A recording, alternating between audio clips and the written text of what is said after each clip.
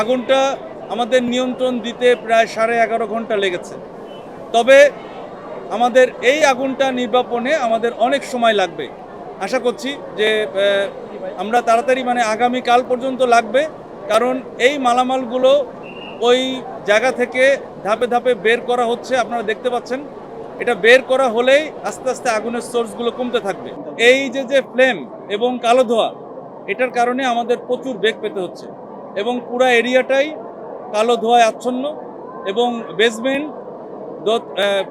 Ground floor, দোতলা, মাঝে মাঝে 3 তলা পর্যন্ত এই কালো ধোঁয়ায় আচ্ছন্ন হয়ে গিয়েছে। তা আমাদের হয়তো আপনারা বিভিন্ন জায়গায় কালো ধোঁয়া দেখবেন, তাতে ভয় পাওয়ার কিছু নেই। কিন্তু আমরা এটুকু বলতে পারি, আগুনটা আমরা নিয়ন্ত্রণে আনতে পেরেছি।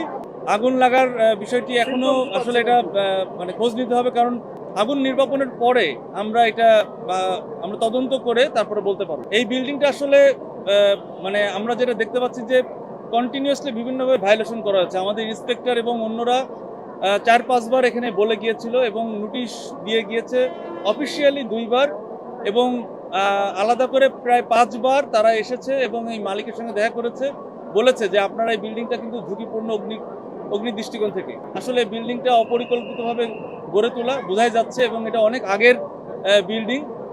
এই কারণে আমরা বলতে পারি যে এটা একটা ঝুঁকিপূর্ণ বিল্ডিং সব দিক থেকেই। যে ভিতরে যাচ্ছে আসলে কেউ হঠাৎ ফিরে নাও আসতে পারে, হয়তো অজ্ঞান হয়ে পড়েও যেতে পারে। তো এটার জন্য আমাদের পয়েন্টে পয়েন্টে আমাদেরও ফায়ার ফাইটাররা রয়েছেন, তারা খেয়াল রাখছেন। কিন্তু আমি বলবো যে আপনাদের মালামাল যারা মালিক রয়েছেন তারা অবশ্যই মালামালটা বের করতে হবে, তবে আমাদের সহযোগিতা নিয়ে।